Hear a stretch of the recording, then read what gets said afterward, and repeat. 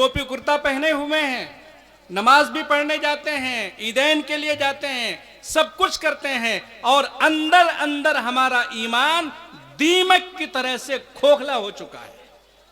इसलिए बहुत ही नाजुक सूरत हाल है और बहुत ही गंभीर सूरत हाल है। इसलिए आप ध्यान से मेरी बातों को सुने। और उससे पहले मैं एक बात और अर्ज कर दूं, चाहे मेरी बात पूरी हो या ना हो, आजकल आम तौर पर चूंकि हम इस इलाके में रहते हैं, हमारे बहुत से भाई, हमारे पढ़े लिखे भाई जो बिल्कुल समझदार हैं, वो ये कहते हैं कि मौलवी सब तो ऐसे ही होता है, मौलवी ऐसे ही होते हैं, मौलवी लाओ तो इलाकाम करछे, हमने की खाली करछी, वरो तो इलाकाम करछे, वरो गलत करछे, वरो सूद खाचे, वरो फन्ना करछे, हमो करमो, हम कहां से पूछमो, बोलते हैं। मैं आपको एक मिसाल देता हूं, मैं आपके सामने तकरीर करने के लिए नहीं आया हूं, कुछ दीन की बातें बताने के लिए आया हूं। और मैं जब वहां से चला तो बाकायदा सलातुल हाजत पढ़ के ये दुआ किया कि परवरदिगार आलम ऐसी बातें मेरी जबान से अदा करा दे कि जो मेरे लिए भी मुफीद हो और ये जो सैकड़ों सुनने वाले हैं इनके लिए भी मुफीद हो। तो बहरहाल मैं एक मिसाल से आपको बताता हूं, ध्यान से सुनिए। आपके या हमारे किसी अजीज की तबीयत बहुत ज्यादा खराब हो गई, बहुत ज्यादा खतरनाक बीमारी मिसाल के तौर पर हो गई।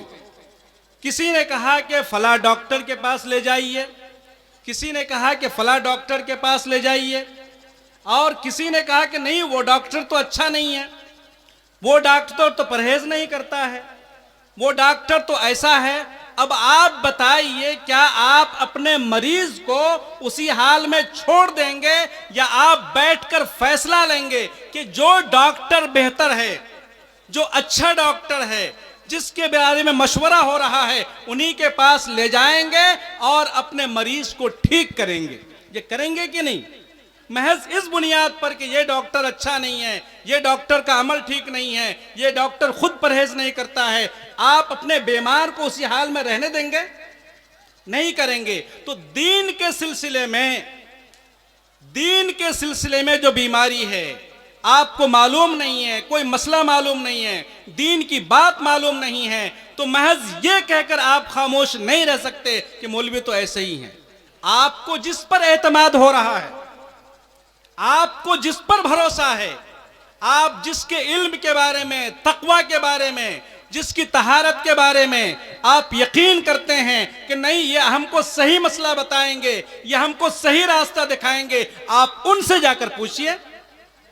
ठीक है, आपको पास पड़ोस के किसी आलिम से कोई एतराज है, आपको कोई तहफ्फुज है और आपका उनके साथ कोई मामला है, आप उनसे मत पूछिए। ये नहीं कि वो चूंकि ऐसा कर रहे हैं इसलिए हम भी ऐसा करेंगे।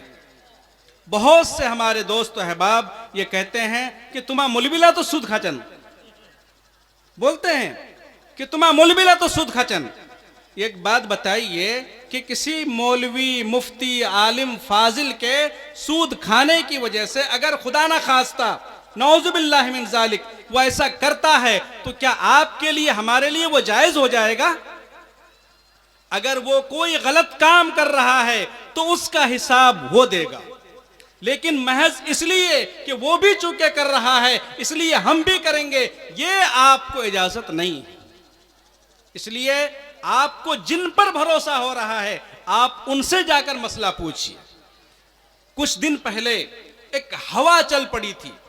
एक हदीस में आता है, अल्लाह के रसूल सल्लल्लाहु अलैहि वसल्लम फरमाते हैं कि एक जमाना ऐसा आएगा कि हर घर में सूद पहुंच जाएगा।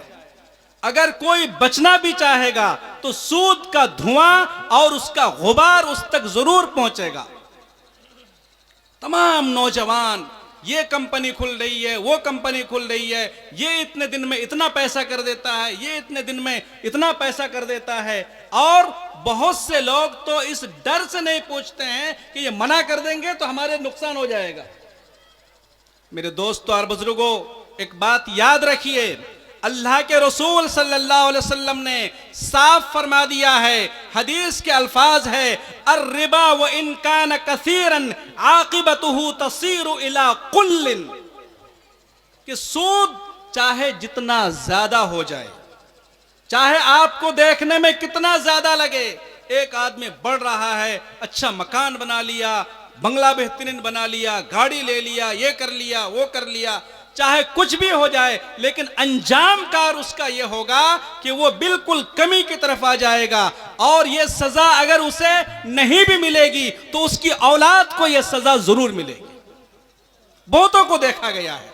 इसलिए अगर आप अपनी आफियत चाहते हैं, अपनी औलाद की आफियत चाहते हैं, आप ये चाहते हैं कि मेरी औलाद खुशहाल रहे, आप अपने आमाल को ठीक कीजिए, अपने आमाल को दुरुस्त कीजिए।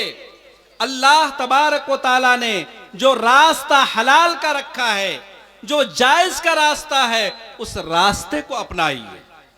मैंने जो हदीस पढ़ी थी, एक लंबी हदीस है, अल्लाह के रसूल सल्लल्लाहु अलैहि वसल्लम फरमाते हैं, अल हलाल बय्यिनुन, कि जो चीज हलाल है वो तो बिल्कुल वाज़ेह है। हम खेती कर रहे हैं, जाहिर सी बात है अपनी खेती है, हम अपनी मेहनत कर रहे हैं, उसको कोई नाजायज नहीं कहेगा। दूसरे के यहां डाका डालना, चोरी करना, यह हराम है, बय्यिन है। वल हराम बय्यिनुन, हराम भी बिल्कुल वाज़ेह है। लेकिन कुछ चीजें ऐसी हैं कि जिनकी पोजीशन वाज़ेह नहीं है।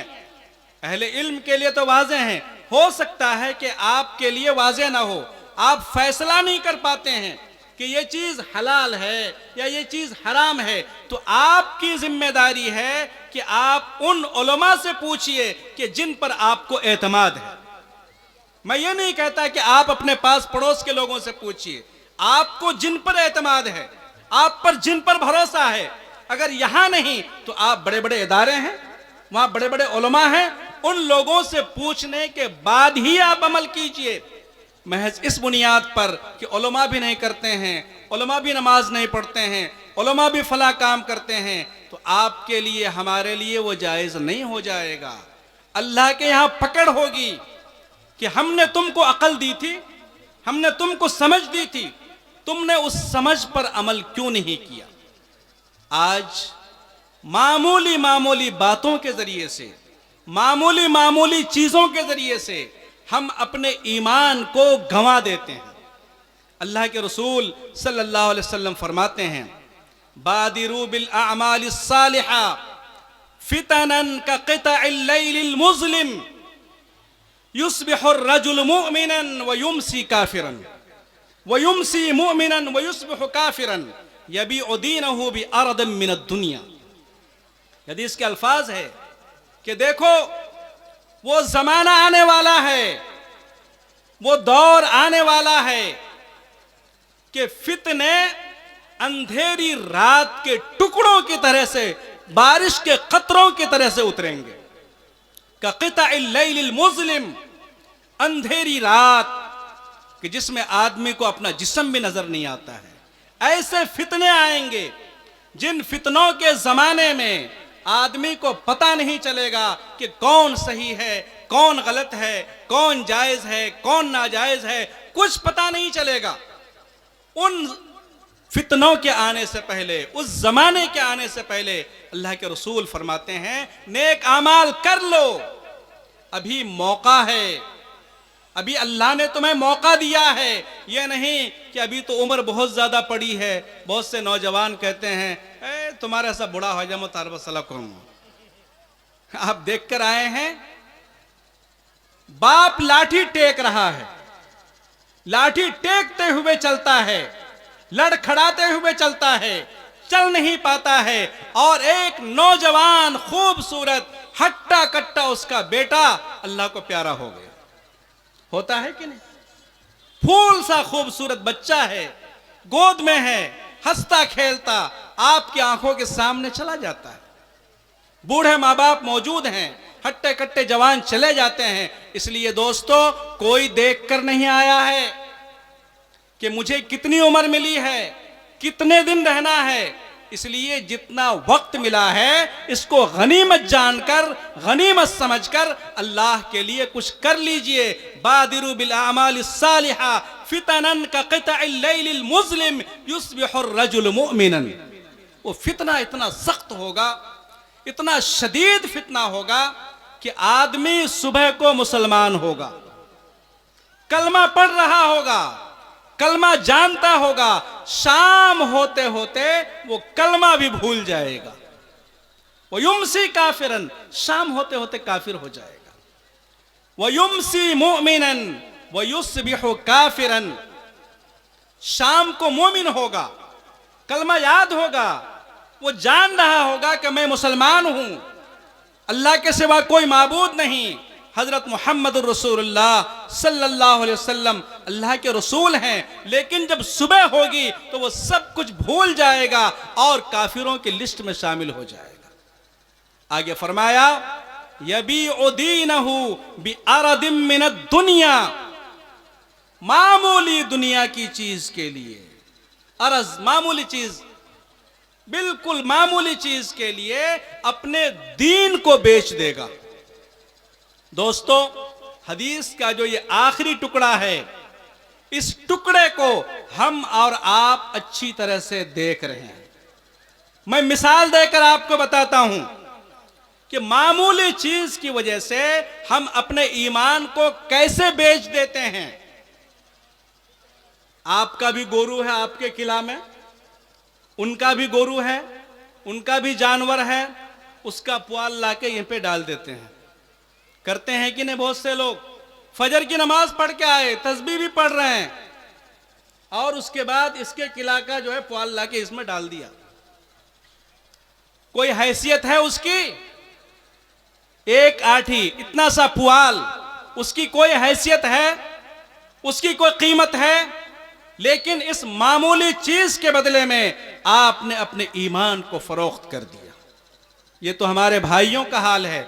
और हमारी माएँ और बहनें बुरा ना माने, अभी हम लोग जो उधर से आ रहे थे तो रास्ता नहीं मिल रहा था। कम से कम आप जो है हट के बैठिए, आप हट के बैठिए, आपके सर पे दुपट्टा होना चाहिए, चेहरा आपका ढका हुआ होना चाहिए। ये क्या मतलब है कि दीन की महफिल में आए हुए हैं, दीन की मजलिस में आए हुए हैं, और फिर बेदीनी के वो सारे काम। आमतौर पर क्या होता है, आज भी वो चीज है, मेरी माएँ और बहनें बाहर निकलती हैं, किसी का साग दो तीन जो है पौधा तोड़ लेती, पटवा है वहां से दो तीन पौधे ले लिए। ऐसा करती हैं कि नहीं? हो सकता है आप लोग नहीं करती होंगी, अल्लाह करे ऐसे ही हो, लेकिन ऐसा होता है कि नहीं? आप मुझे बताइए कि शौहर 300 रुपए किलो का एक गोश्त खरीदता है, 1 किलो, 60 रुपए में 1 किलो प्याज खरीदता है, लहसुन 70-80 रुपए पाव है, अदरक भी उसी तरह से महंगा है, तेल है।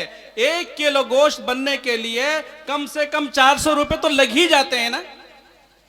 तो जो शौहर आपको अपनी मेहनत की कमाई से, अपने पसीने की कमाई से 400 रुपए का सालन का इंतजाम किया, आप 2-4 साग के पौधा लेकर, जिसकी कोई हैसियत नहीं है, उसके हलाल खाना को भी आपने हराम कर दिया। सोचने की बात है। मेरी माओ और बहनों, बुरा ना माने, आप बुरा ना माने, आपकी भी जिम्मेदारी है।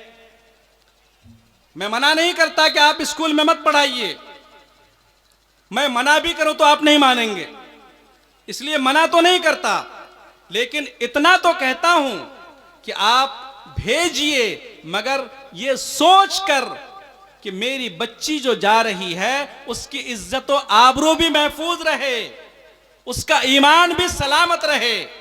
अकबर इलाहाबादी ने फरमाया था, तुम शौक से कॉलेज में पढ़ो, चरख पे झूलो, जायज है जहाजों पे फिरो, गुबारों पे उड़ो, पर एक सुखन बंदे आजिज की रहे याद, अल्लाह को और अपनी हकीकत को न भूलो।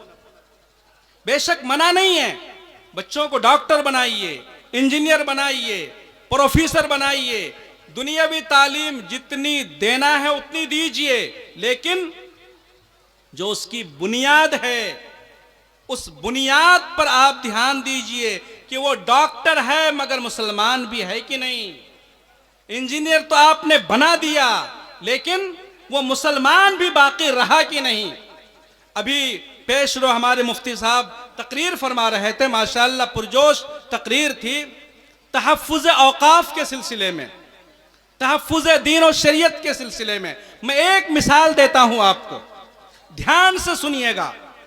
अगर शरीयत के पामाल करने के जिम्मेदार हैं तो वो हम हैं, शरीयत को मिटाने के जिम्मेदार हैं तो हम हैं। शरीयत को पामाल करने, दीन को मिटाने और दीन को बर्बाद करने के जिम्मेदार हैं तो हम हैं। कोई हुकूमत जिम्मेदार नहीं है, कोई हुकूमत जिम्मेदार नहीं है, कोई ताकतवर जिम्मेदार नहीं है। मैं एक मिसाल देता हूं, ये आपकी सड़क है, या इसको तो छोड़िए, जो हाईवे है, हाईवे, नेशनल हाईवे, जिस पे हजारों नहीं लाखों गाड़ियां चलती रहती हैं, है, उस रास्ते को आप 2-3 महीने के लिए बंद कर दीजिए। बिल्कुल नेशनल हाईवे, ध्यान से सुनिएगा, उस नेशनल हाईवे को आप 2-4 महीने के लिए बिल्कुल बंद कर दीजिए। अगर 2-4 महीने के बाद आप जाएंगे तो वो रास्ता चलने के काबिल नहीं रहेगा। झाड़, जंगल और इधर उधर की चीजें, दूसरे जानवर इतना भर जाएंगे कि वो रास्ता चलने के काबिल आपका नहीं रहेगा। यही हाल हमारी शरीयत का है, यही हाल हमारे औकाफ का है, यही हाल हमारे मदारिस का है, यही हाल हमारी मसाजिद का है, और यही हाल हमारी तंजीमों का है, और हमारी दीन और शरीयत का यही हाल है। अगर हमने इस दीन पर अमल करना छोड़ दिया तो इस शरीयत की हिफाजत करने वाले अलग से कोई मखलूक नहीं आएगी। बाबरी मस्जिद का रोना रोते हैं, दूसरी मस्जिदों का रोना रोते हैं। अमृतसर में सैकड़ों मस्जिदें गैरों के पास चली गई, दिल्ली की सैकड़ों मस्जिदें गैरों के पास चली गई, और न जाने कितनी मस्जिदें हैं कि जहां पे घोड़े बन रहे हैं, हाथी बन रहे हैं। लेकिन आपने कभी गौर किया है कि ये मस्जिदें वीरान क्यों हुई? आपने इस बात पर गौर नहीं किया। आपको देखना पड़ेगा कि ये मर्ज जो पैदा हुआ है, इस मर्ज की जड़ कहां से है। एक घर में आप रहना छोड़ दीजिए, 2-4 महीने आप रहना छोड़ दीजिए, ताला लगा दीजिए, उसके बाद आप देखिए क्या उस घर में आप रह सकते हैं। जब तक उसकी आप सफाई नहीं करेंगे तब तक नहीं रह सकते हैं। और अगर चंद महीने और चंद साल आपने यूं ही छोड़ दिया तो वो घर आपके इस्तेमाल के काबिल नहीं रहेगा। वो मस्जिद कि जहां पे 5 वक्त आपको आबाद करना था, 5 वक्त जहां पे अल्लाह की सदाएं बुलंद होनी थी, 5 वक्त जहां पे तिलावत की सदाएं बुलंद होनी थी, उन मस्जिदों को आपने वीरान कर दिया। लाखों की मस्जिदें बना रहे हैं, लेकिन नमाज की तौफीक नहीं होती है। इकबाल मरहूम फरमाते हैं, मस्जिद तो बना ली,